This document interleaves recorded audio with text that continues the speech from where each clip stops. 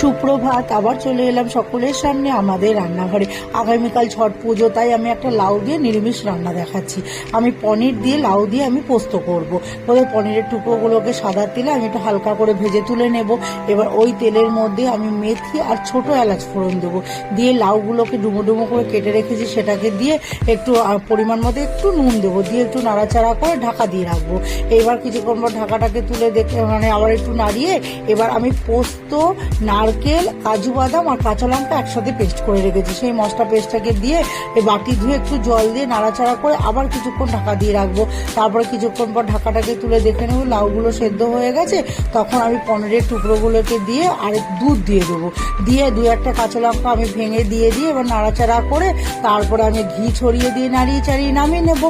তাহলেই তৈরি হয়ে যাবে লাউ দিয়ে পনির পোস্ত।